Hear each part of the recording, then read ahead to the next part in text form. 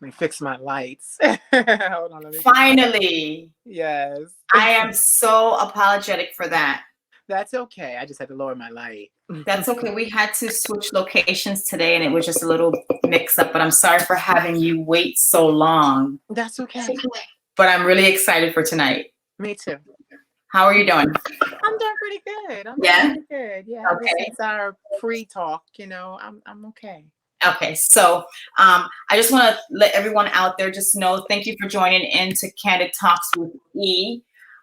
Where we unpack real life situations and just try to normalize the impacts that it has on our mental health.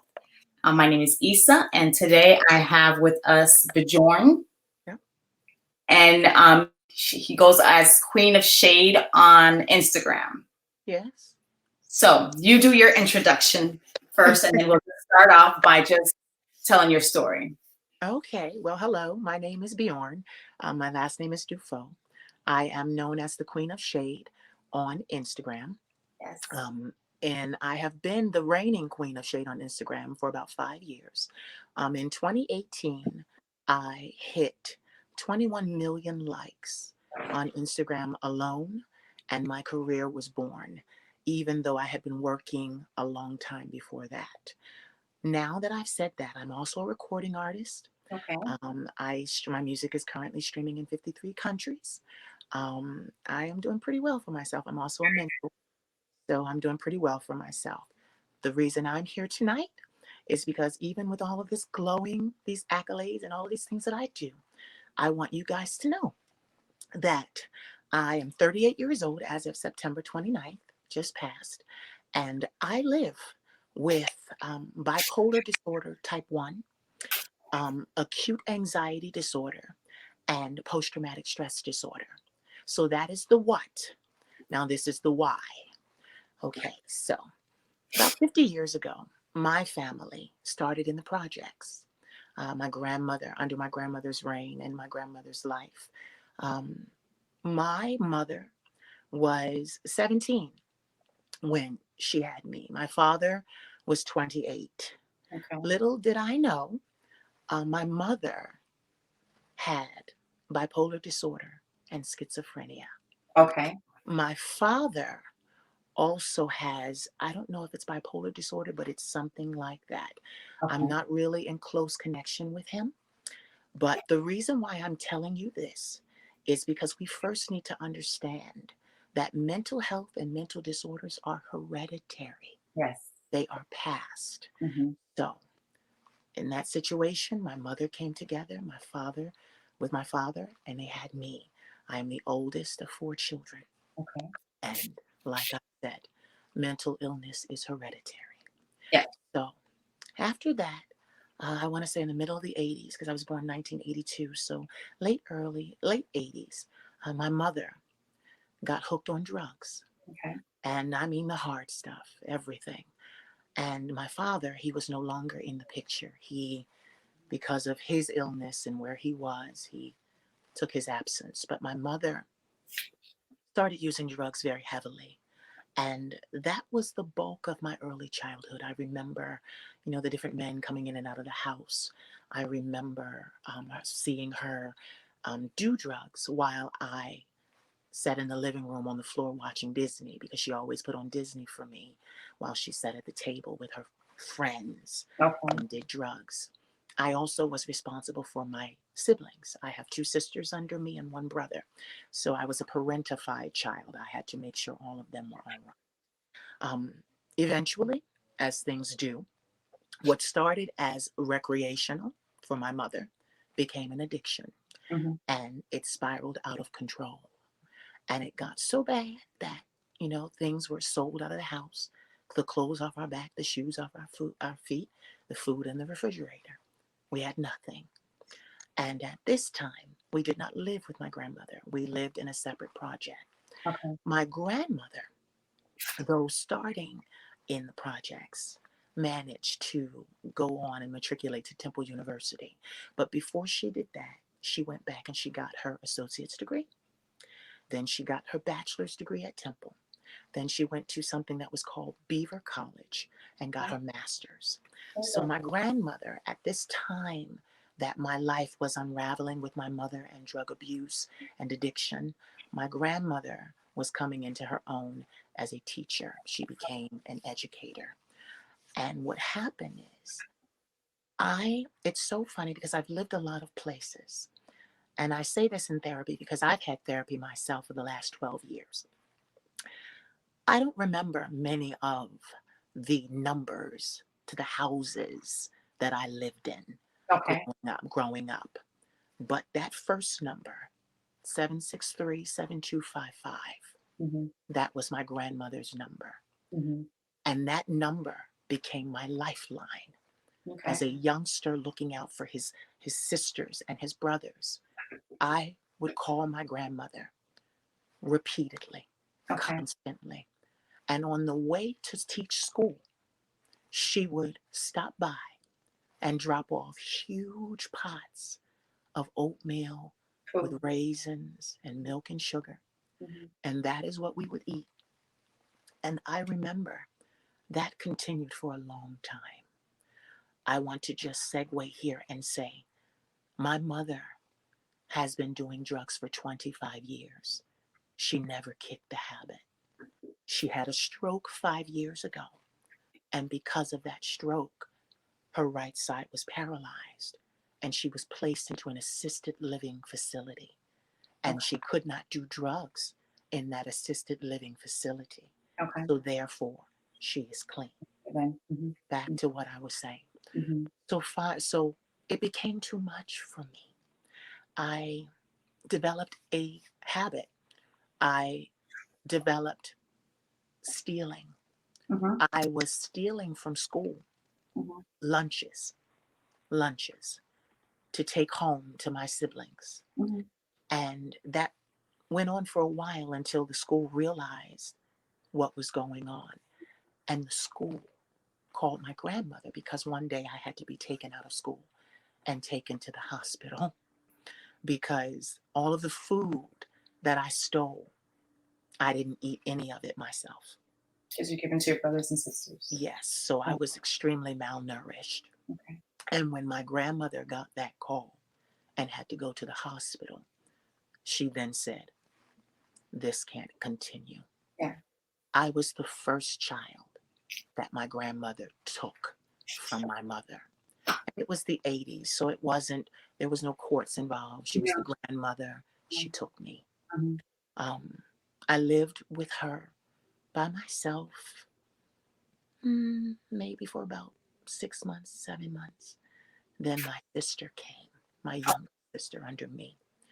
And then, after she acquired my sister, so she had us both, my mother left the state, I believe, with my two youngest siblings. So my grandmother was not able to procure them immediately. Okay. So it was a lot. That It was sounds. a lot. Yeah. Yeah. Definitely.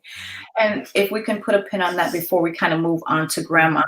Next I look back, when you were living with mom, Mhm. what memories, if you can put yourself back into that child mode, so to speak, Mhm. what Mhm. was going through your mind at that time? You know, I can actually place myself there very easily. Mhm, I felt alone, mhm, extremely alone and overwhelmed because here I was. I didn't know what life was, but I had the responsibility of my siblings. So I knew that, and at least I was smart enough to realize that even when I couldn't help, I could open my mouth right. and ask for help. And that is something that a lot of African American children don't do Mhm. because we are taught what goes on in our house Stays in our house. stays in our house. Mhm, mhm. But I actually broke that. I have Okay, a very, very strong spirit. I no, always did. okay, So I spoke out to my grandmother. I spoke out to my school. I spoke out to a lot of people. I felt helpless mhm, mhm, because here I was, and I want to just back up. For the first couple of years of my life, My mother was a glowing example of motherhood. Yeah. She cared about us. We were always dressed well. We were always fed. We had haircuts. She did my sister's hair, everything. Mm-hmm. She was a good woman, Mm-hmm. even though she was young. But Mm-hmm. you know, in the projects, we have our babies young. Mm-hmm. So Mm-hmm. what happened is the drugs. She even got married. And Okay. that's how my two youngest siblings came into the picture. Okay. And I'm saying this because I remember the pain on the man's face that she married when he realized she was strung out on drugs. I remember how it tore him apart. I remember the arguments. I remember the loud fighting. I remember him telling her, "You've got to get yourself together. We have a family. You've got to get yourself clean." And I remember her pleading with him not to leave, saying that she would do this, she would do this, she would do this. But as I've said, my mother only has about 5 years clean, and Okay. I'm 38. You do the math. Yeah. Yeah. It definitely took a lot of toll on yourself and what you're saying. You kind of grow up so young. Yeah. Um, do you see the going back to mom having bipolar age, do you see any, I don't know if that's me. Yeah. Is that you? A little bit of a breakup there. Do It you seems, see, it's me? yeah, I hear it. Let me try to lower it down. Okay.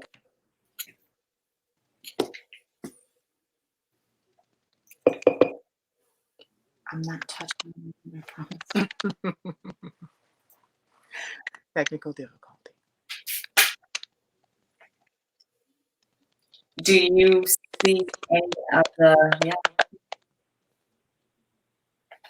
hold on one second. Okay. Sounds like it might be your microphone.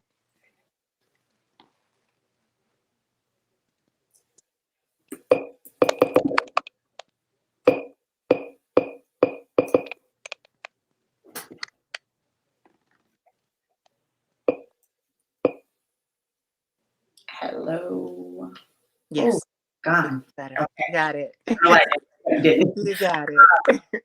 So you experiencing life having bipolar, at what age were you diagnosed? I was diagnosed at 19, so 19. it didn't show. I wasn't one of the early cases. Yeah, Okay. I was And diagnosed at 19. what was it that made you kind of go into therapy and or psychiatric care for them to get that diagnosis from you? Okay. Well, what happened was my grandmother, like I said, she continued to excel, and eventually she had all of us, all four of us. She moved us to the suburbs, Okay. Philadelphia. So it got a little better. It was still hard because she was one income, a teacher's salary. So I remember having to sleep on a floor um, Mhm. in a living room in like a little pallet. We all had our own pallets in a two-bedroom apartment in the suburbs to get that education. Um, what happens is I got accepted to four universities. I went on to college. Nice. That yes, every college I applied to, I got into, and that was hard. That was a feat because with me, what people don't understand about bipolar is that it is your upbringing, it is your triggers, the things that set you off, the things that make up who you are and how your illness looks. Because bipolar never looks the same for two people; it's Everyone. Cool. always different. It was all that was happening in my life that made it as bad as it was. So I went on to college. And what happened was I got to college and I realized I didn't really have money to stay. And I worked so hard to get there. Mhm. I didn't even have money for books. Mhm. And I remember the stress that that put Mhm. me under. Mhm. Mhm. Then also being a young gay man at that time, I was brought up in the church, so it was very religious. I was very indoctrinated. Okay. So, when I got to college, I sought out others and organizations that geared to Christianity. Only problem is I've been effeminate all my life. Okay. So they teased me and they um, bullied me, and I was never really accepted, though I excelled, became gospel choir leader of my university and keynote speaker, and I was well known. Um, the black populace did not accept me. And I remember coming from the suburbs where it was predominantly Caucasian and only specks of black, Mm-hmm. going to a university that I chose because there would be more people there that looked like me, Mm-hmm. to not be received by those people and bullied and beaten up on. I was already away from home. I was 7 hours away from home. I went into upstate Pennsylvania, a university by the name of Clarion University, and I was there alone. I was alone. So And, I was already a fragile personality. mhm, mhm, So what happened was the bullying. I tried to pledge a fraternity. The bullying was bad. They were doing it not really, they had no intention of actually allowing me to join the fraternity. It was kind of just an okay for them to beat me, basically, beat wow. up on me. Yeah, so, because I was gay. I Yeah. couldn't really make it in. They had no intention for me to cross the line. Yeah. But so that's what happened. I was alone and I was under a lot of stress and duress. And coming from that kind of background, I couldn't handle it. Mm-hmm. So I had my first manic episode. So the tempest. People don't realize how important it is for stress management because if you take on a lot of stress in your life, if you're already predisposed with something that Yeah, you have going on, it kind yes, of escalate. And like you said, it put you into an episode or an yes. attack, which you've had. But before you start to explain that, can you talk about what it's like living with bipolar? Okay. Well, like I said, I'm this public figure now, Mm-hmm. but I live with bipolar disorder every day. Mm-hmm. I have had therapy for 12 years. Mm-hmm. I love therapy. It has worked for me, but I am not cured. I am not whole. Every day is a day that I have to use my tools that Correct. I have learned in therapy Mm-hmm. to Oh. balance Mm-hmm. myself and to, yes, that's the word, to Mm-hmm. cope. Mm-hmm. This is something that will never go away. Mm-hmm. And what you need to understand is that it will never go away because you have memories. Mm-hmm. Mm-hmm. And your mind, when you're not paying attention, when you're in a quiet place, your mind goes back to all that has happened in your life. So those memories are ever present. And because of that, they will trigger you. Mm-hmm.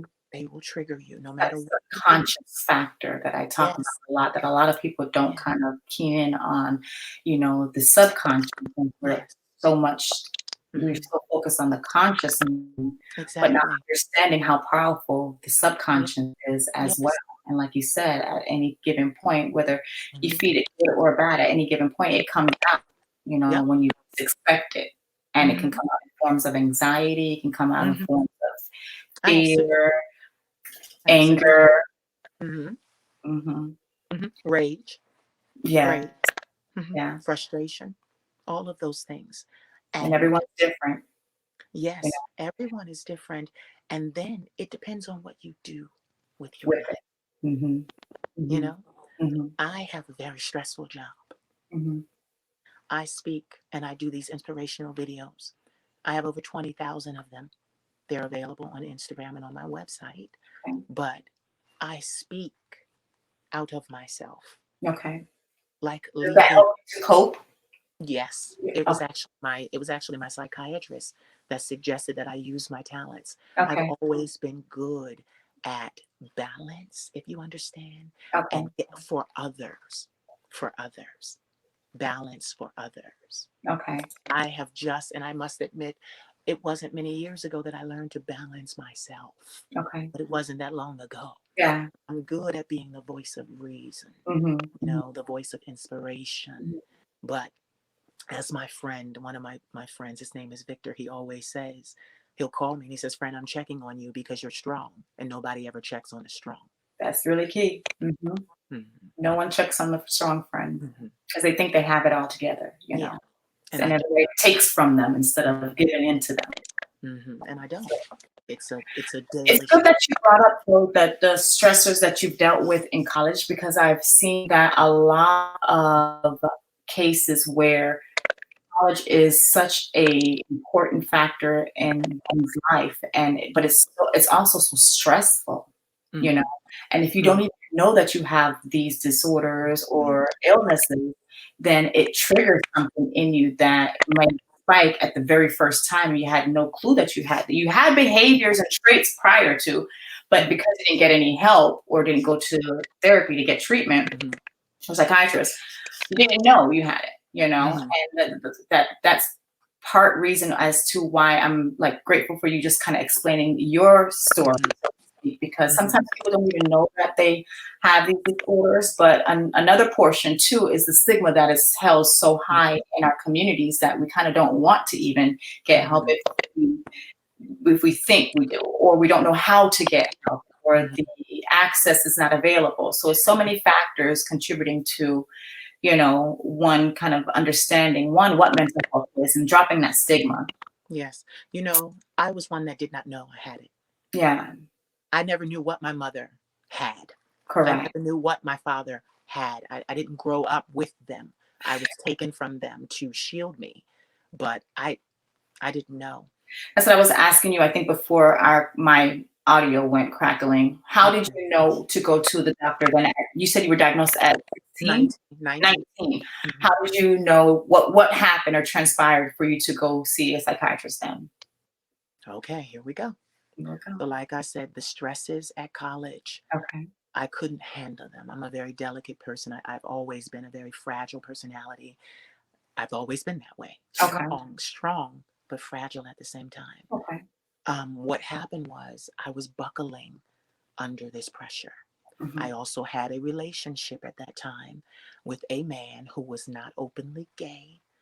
And that was a stress. I loved him. He loved me, but he would not. And I could not. And religion. And so all of these things caused me to start to act abnormally. Okay. And that was what happened.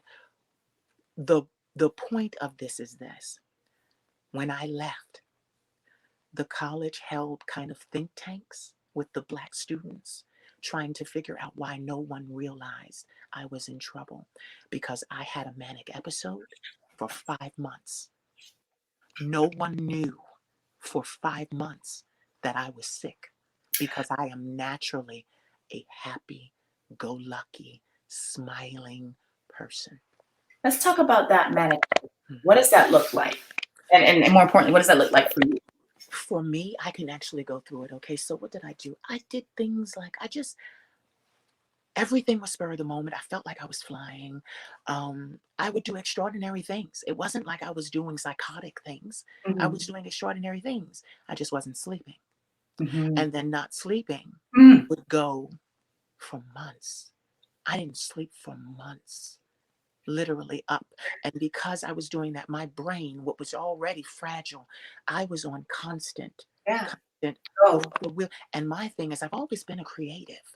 I remember at one point towards the end, I was writing out ideas for my life in red pen on white paper and taping them all around the room. But look at this. I had thrown out all my furniture. Okay. So I you're had stuck. got rid of all my furniture. Mhm. That was one of the things that the students said. They went to my advisor of the gospel choir and said something's wrong. He trashed everything he owns. Yeah. Yeah. He's in a room on the mattress. Something's wrong. And those same people that had been jesting with me and you know bullying me became concerned, Okay. because it was like, okay, see, it was supposed to be a joke. I was supposed to be able to take it. I was Mhm. one of the ones that couldn't take it. So Mhm. what happened was, towards the end of that first initial manic episode, I started, what was it? I Oh, I remember. I ended up in jail. Okay. And I remember what I did was I went into a haberdashery for men. And what people don't understand about bipolar disorder is heavy spending is also a part of it. Mm-hmm. I didn't know that then. Mm-hmm. But just in hindsight, spending is good if you have the money, not if you don't have the money. So just for those listening, have the money and then First, spend. So right? what happened was I went into a haberdashery and I wrote a bad check. Mm-hmm. In my mind, I have what is called psychotic ideations. Mm-hmm.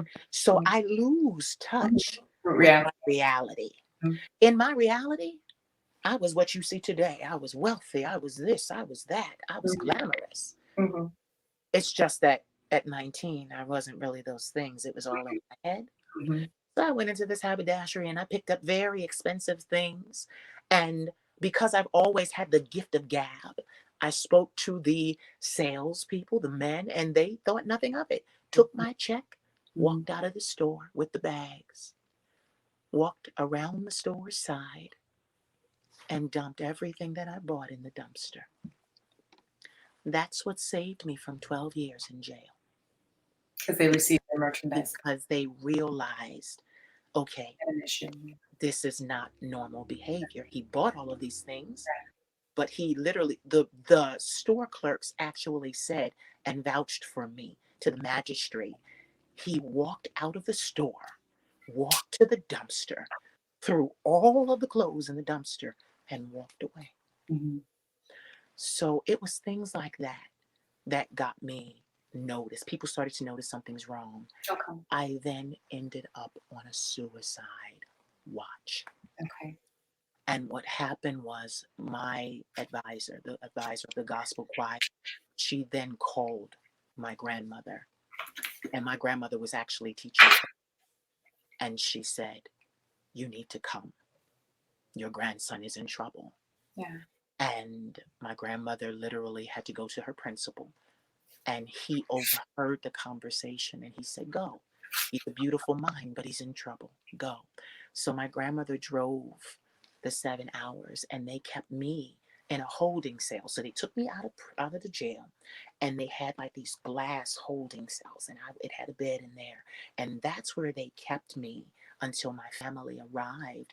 Because one thing about bipolar disorder that many of us know, I walked aimlessly. I couldn't sit still. Mm-hmm. So that was their way of making sure I didn't disappear or walk Right. into oblivion. So when my grandmother arrived, I was taken from that cell to the hospital. I was given an analysis, but this was not the mental side of the hospital. This was just checking him out. He's okay. Okay. There's something mentally going on. The doctor came and asked me questions. They had listened to my answers. They left the room. I sat for about an hour and then other people came in. And it was scary. It was scary. But I wasn't like handcuffed or straitjacketed or anything like that. But they said, "Can you come with us? Mm-hmm. Will you trust us and come with us?"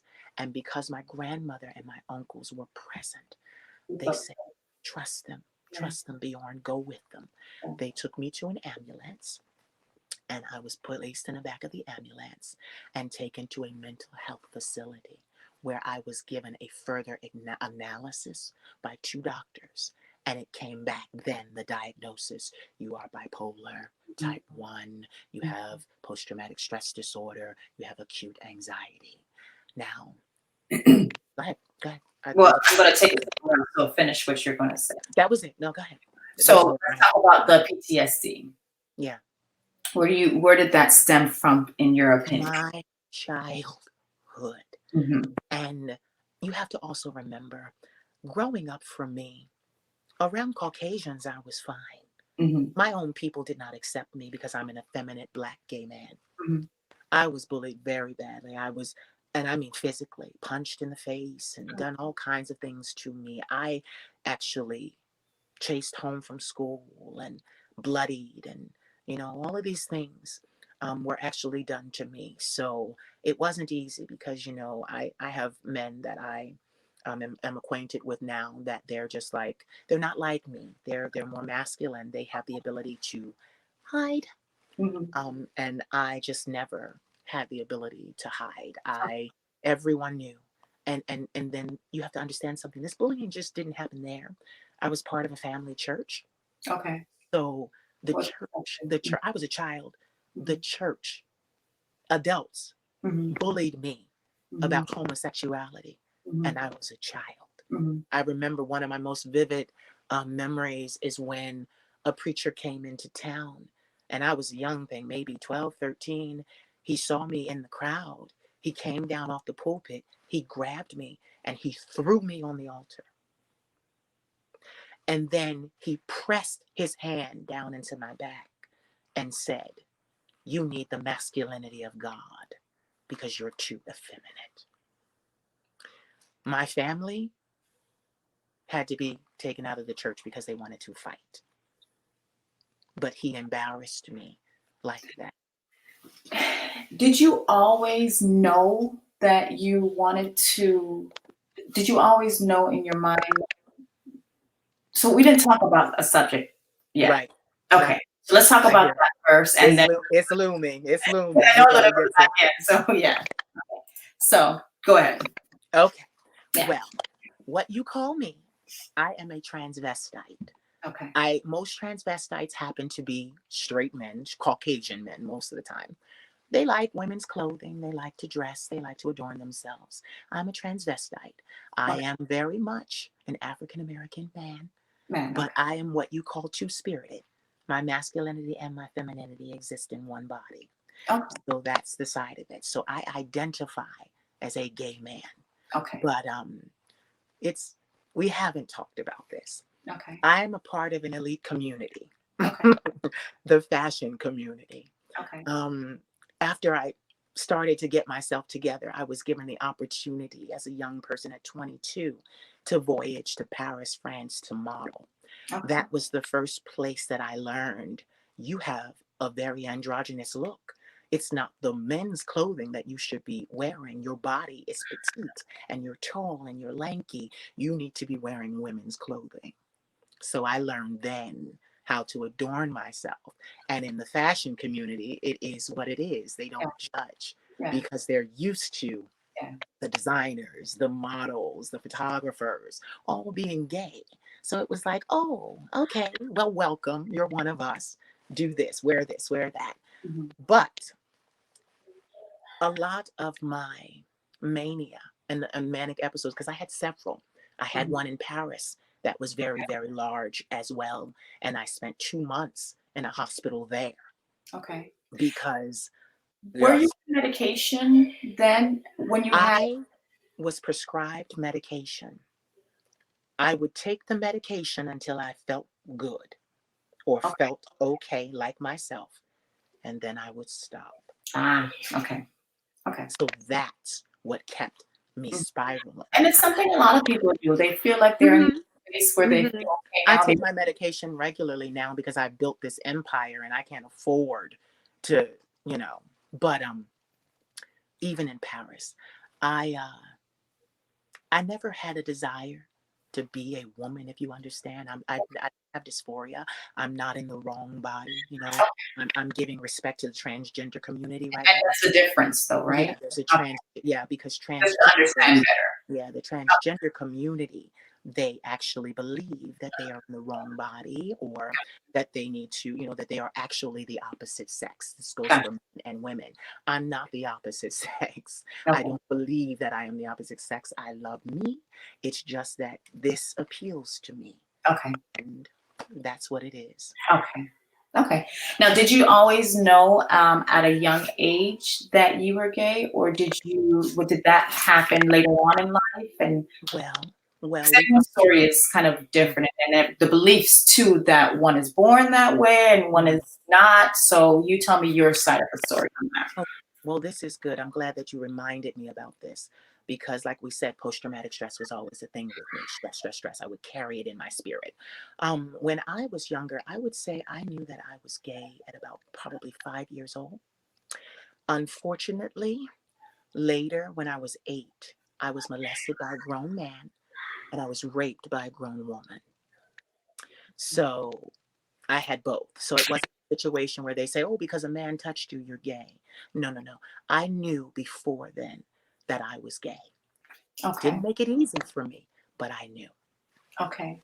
And what was that like for you? Like how old and how did you feel like you knew at such a young age? I have always been attracted to men, Okay. always. Okay. It's just like I remember in sociology in college, um, people say, "Oh, it's a choice. It's a choice." No, that's religion that says that. Just as a young girl could look at a boy and feel Mhm. attraction to him, Mhm. it's the same thing. I would look at a boy and notice him, notice the different things about him: his arms, his legs, his feet, his hands, his eyes, his lips. This was a natural occurrence to me. Okay. Unfortunately, in the gay community, in the black community, we don't like to um, embrace this because a lot of African Americans say that, oh, it's because of slavery that this was introduced and, this is what happened. No, no, no, sweetheart. I believe that I was born this way. Okay. Um, I don't have a religion today, though I am very spiritual. Okay. Do a lot of work spiritually with I have, like I said, mentees, a lot of spiritual work as well. I am also a shaman. Okay. So I use a lot of spiritual, metaphysical practices in what I do. Okay. Kind of spooky. But I said all of that to say this. The black community does not want to embrace this. Even with my job, I find that Caucasians support me even more than my African American community. I Okay. am bigger in Europe than I am in America. And that's okay. That's Mhm. fine. Mhm. But what I will not allow anyone to ever say is that this was a choice. Okay. I, at one point, had to educate my grandmother because she was a devout Christian. And, so it was hell and Leviticus Mhm. and this, that, and the other. And I said to her one day in tears, I looked up at her and I said to her, why would I choose a lifestyle Mhm. that would get me eternally separated from love and God? Mhm. Send me to a lake of fire, because at this time I was very religious. I know the scriptures. A lake of fire to burn for all eternity. Mhm. And not just that, it would get me killed here in my own country. Mhm. Why would I choose something like that? And my grandmother looked at me because my voice, this is my voice, my natural voice. When people hear me sing, I am what is called a countertenor. That is an old term. I am Okay. a mezzo soprano. I have always had a high voice. Puberty came and left me this beautiful voice that I use to speak and to Mhm. sing. Mhm. But these things kind of further drove home that I was who I'm supposed to be. My Okay. grandmother said, well, you couldn't have chosen your voice. You didn't choose it. Though I was getting beat up for it and you sound like a girl and put some bass in your voice. Yeah. I, okay, post traumatic stress. One time I was sitting in a barber shop and I was with my grandmother and my nephew. My nephew was in the chair. There were other men with their sons in this barber shop. A 5-year old heard me speaking to the barber who was a friend of mine. The 5-year old runs over to me, starts punching me in the head and in the face. Now, they did not hurt. He was 5, but it caught me off guard, so I ducked. But a 5-year old ran over and started punching on me, and he said to me, I don't like your voice. His father did nothing, said nothing, Mhm. did not correct him. Mhm. It was the barber that said, oh no, you need to get your son because Mhm. we don't allow that in here. Mhm. But I was always met with very hateful behavior Yeah. from people. Yeah. And that was a big part of my trigger because it made me not want to be alive, Yeah. not want to be here. Yeah. And this wasn't just sometimes, this was everywhere I went. I Yeah. could not escape this stigma. So then factor in you're gay and you're mentally ill. Mm-hmm. So you're gay and you're crazy. Mm-hmm. Okay. Yeah. It's definitely like what you said earlier, waking up every day, just you making sure that you're doing everything in your power to Yeah. be on your meds. One, Yeah. because like what you said too, you can't afford to have Mm, another episode. mm, And not to think that when you are taking your meds, that because everything's okay for a while, mhm, you forget. It's like being sick and we get better for like 2 seconds. We want to come back right. up and go do everything we're supposed to be doing, not knowing we still need to recoup. And Right. And um, here's the thing.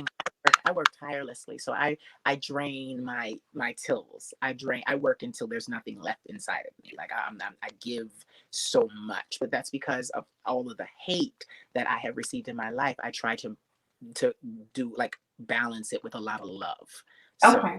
I have to rest. I have to take my medicine. I have to stay on top of these things. I have to, even with quarantine, this pandemic, my therapist calls me every week, and has been doing so since quarantine started. So Okay. I work my tools every day. Even I want to throw this in there real quick. Like I said, it's never a cure. The other night I was working and I forgot to take my night medicine. I was up all night. And it just like that, you would think all this tools, all this medicine, all this great success. And one night of not taking my medicine, I was up all night. And I said to myself, and I thought to myself, I said, I took my medicine. Why am I not winding down? So the sun is coming up, and I go to take it. And I'm like, okay, well, at least I'm going to take my morning meds. So I go over to my, because I have them all portioned out. So I Okay. look in it and I realized, oh, Yeah. you've got to take your meds. Mm-hmm. So I have to stay on myself. My best friend calls me every night. Take your meds, friend. Take your meds Yeah. That's every good. night. Yeah. Hmm. Hmm. Before we kind of move on to the other topic, I just want you to touch on anxiety a little bit. Hmm. What is that like for you and the feelings that you get and any kind of before we get to the skills, let's talk about the anxiety portion and Okay. what kind of triggers your anxiety too. Confrontation, number one. Confrontation triggers my anxiety. Um, as we were speaking before, I also am very nervous and anxious going into public spaces and crowds Okay. because I was always bullied and abused and beaten in front of people on a very embarrassing scale and large scale. So these things trigger my anxiety. Um, Symptoms. I like confrontation is difficult. I have learned how to assert myself via therapy, how to be able to be stern and assert myself. But there are still some times when it's someone that I don't expect to say mean things to me because I trust them and I love them, and they do. I literally feel the tightness in my chest and my knees buckle. I Okay. have I have to sit down. Okay. It's that serious, and people don't understand that. It's that serious. I feel lightheaded. I feel like I'm going to pass out. It's a very real thing that I live with. So like I said, I'm always anxious Okay. because I'm always doing this work. So there's the posting, there's the keeping up with it, there's the responses. I'm one of those people on social media that I answer every single comment left on my page. And Okay. so like if you go back and look through my social media, I answer everything.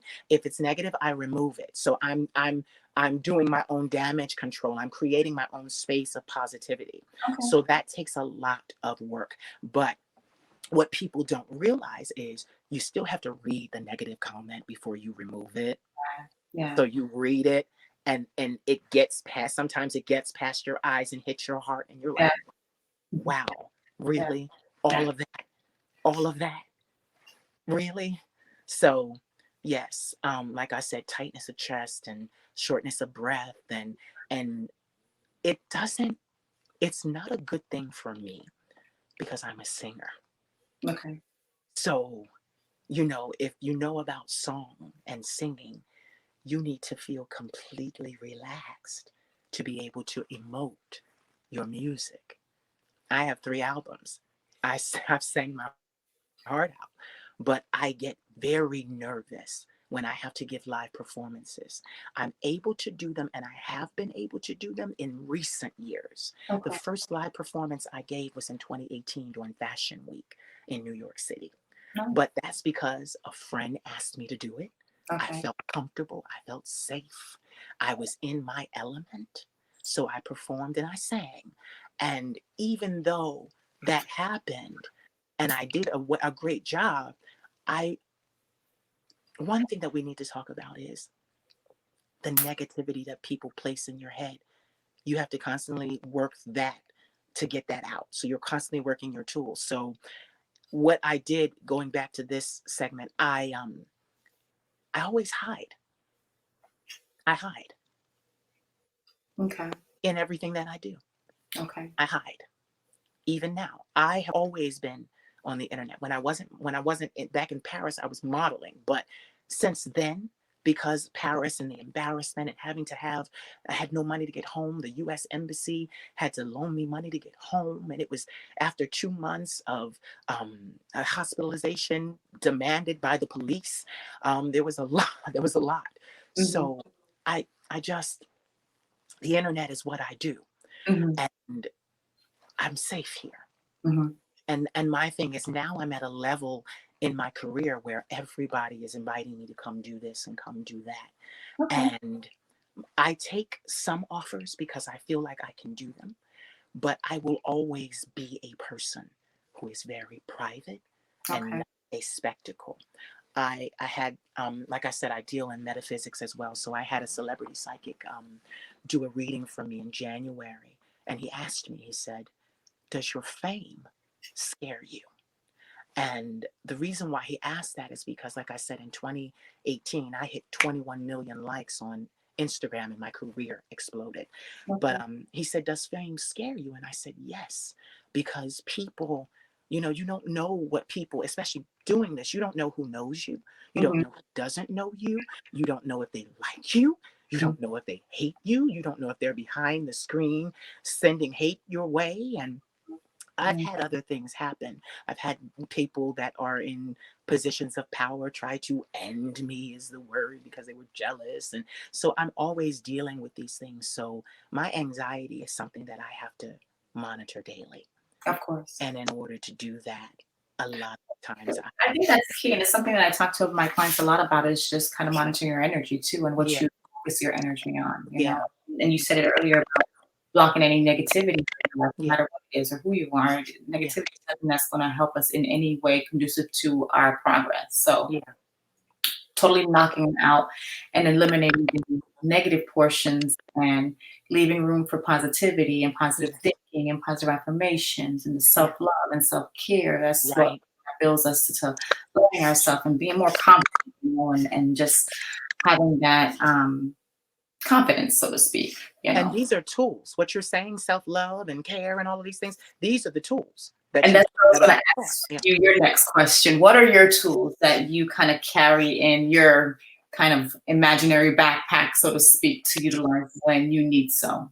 Okay. Well, the first one is I'm extremely resilient because Okay. after going through all of that and my life being what it was, my grandmother calls me the phoenix. That's a mythical bird that bursts into flames, but is reborn from the ashes. Mhm. I have had to reinvent myself career wise many times over and life wise Mhm. because, excuse me, my episodes would be so severe, Mhm. so Mhm. severe that I would lose my job, lose my place of residence, have to start over Mhm. completely, have to Mhm. live with a family member, trying to, and what people don't understand is after an episode for me, it takes me a year just to feel normal again Okay. because my episodes The are so episode. horrific. Is it after the episode? Yeah, after Okay. the episode and the hospitalization and things like that. I haven't been hospitalized in 12 years, thank God. But Very good. before, it Very, took a year. It took me about a year to feel like myself again, very good. just to be able to go outside and live and do. Yeah, took a long time. Were you hospitalized often?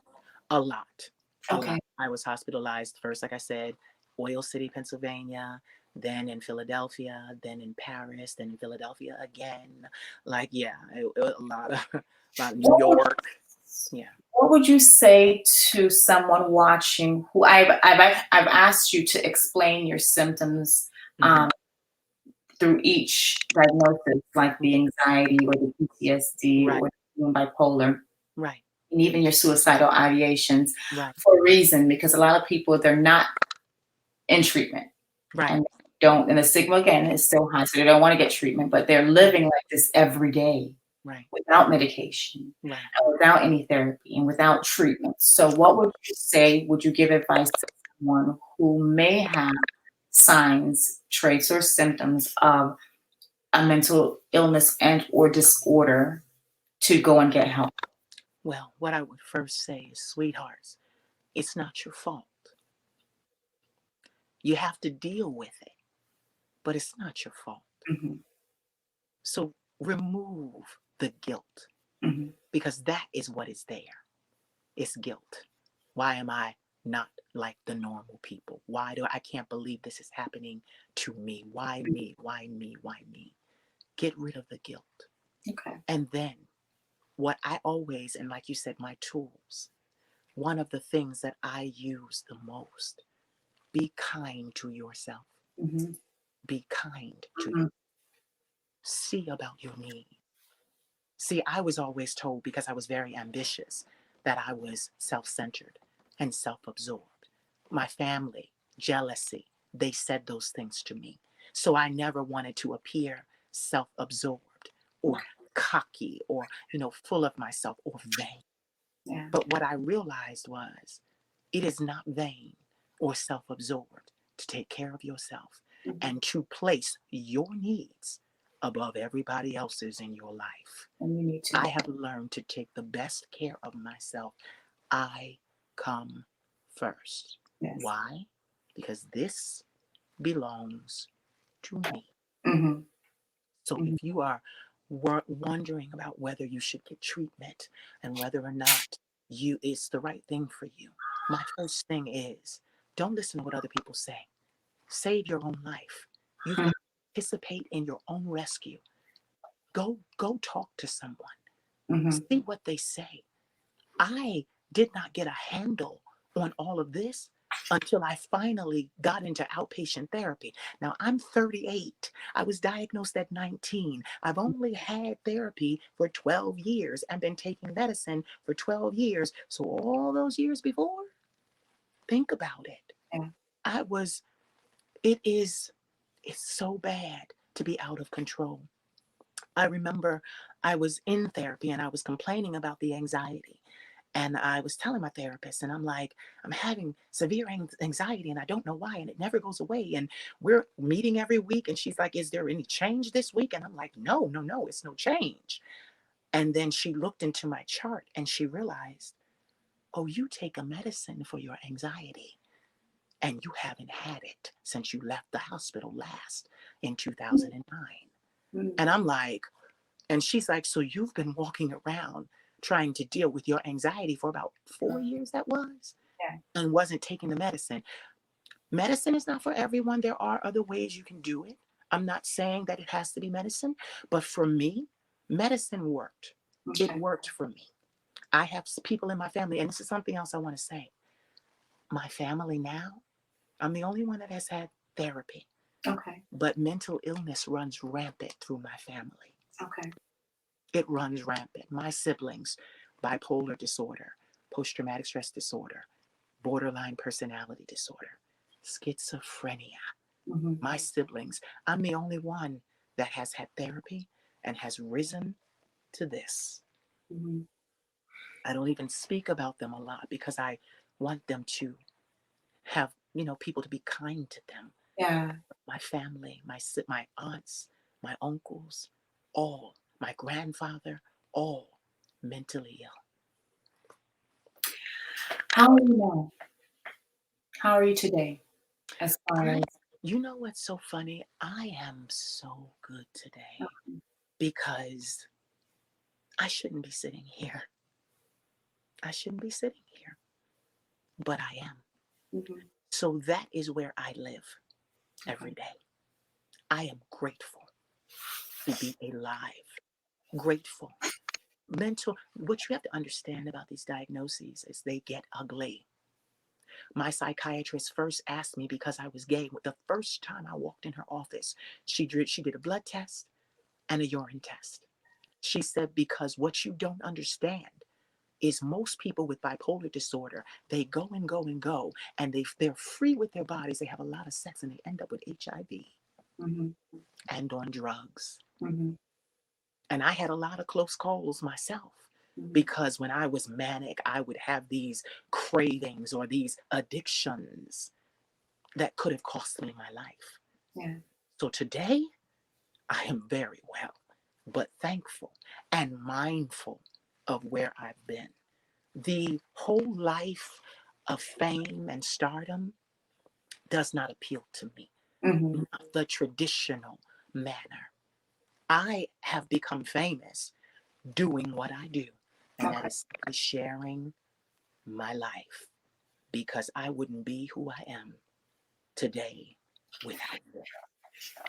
Let's talk about your episodes that you have said, and you mentor. You have a lot of people that you kind of speak out on the same issues, Mhm. and Yeah, I oh, talk about everything. I talk about everything. okay. That is more public. When I have private mentor sessions, so I'm speaking one on one with people, and there have been many that have spoken to me, and they know my story, and they see the result, and it gives them hope. So there are many that I have spoken to, and I've said, you know, you might want to see a doctor. Mm-hmm. You might want to talk to somebody, because I know we're talking, but I've been a lot of places. Mm-hmm.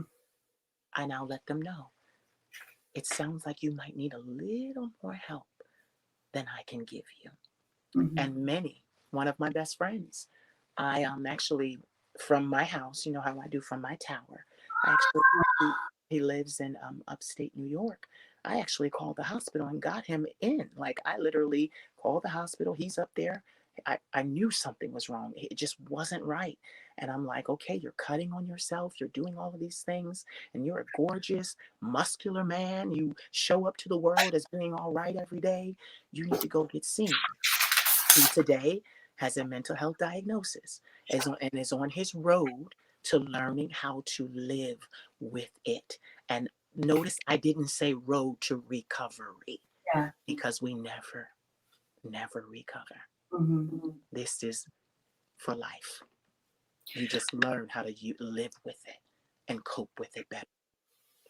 Well, that's kind of what, or that is what the show is about, just to Mhm. kind of either someone come on here with high influences like yourself to support mental health and try to normalize it, period. Because we all have issues, right? And we all have stressors. Mhm. And it's about learning how to cope with your stress and whatever it is you may be dealing with. And Right, a lot of people are suffering in silence, right, especially more now than any other time in life. right. Um, so I just want to thank you for coming on here and kind of giving your story to kind of have people to understand firsthand what it's like My to live pleasure. with bipolar or anxiety or PTSD, have this suicidal ideation, or Mhm. medication, you Mhm. know. So I just want to thank you 100% for coming on today and sharing your story. My pleasure. This is what I do with my life. Okay. I educate on these subjects Okay. and on love and on life and on all of these things. I have spoken, I speak mainly about loving you, being you, Mm-hmm. knowing you, Mm-hmm. accepting you. Mm-hmm. Because once you do that, the opinions of other people Don't won't matter. matter.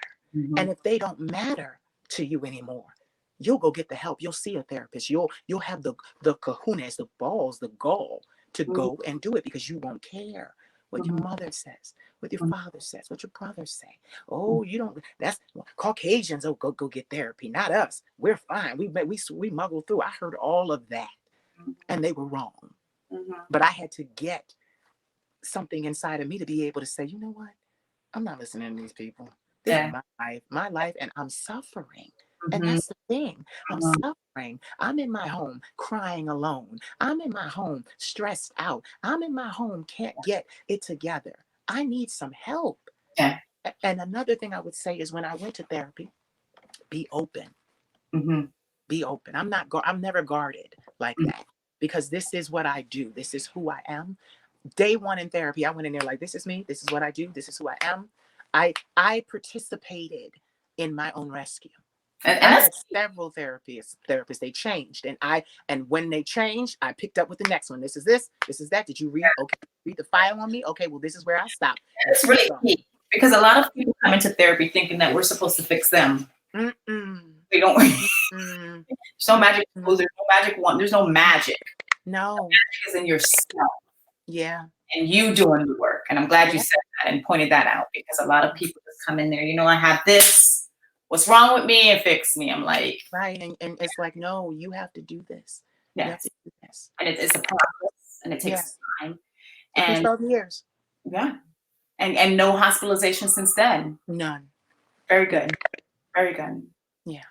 Well, thank you so much. I really, really do Pleasure. appreciate this, and it's hope that it reaches someone to Hmm. get help if Hmm. needed. Just reaches someone in any way, whatever story that resonate with them. Hmm. So, again, thank you for coming on Candid Talks with E. My pleasure. Much success to your future. Thank you. Thank you. Have a good day. You too. Bye bye. Bye bye.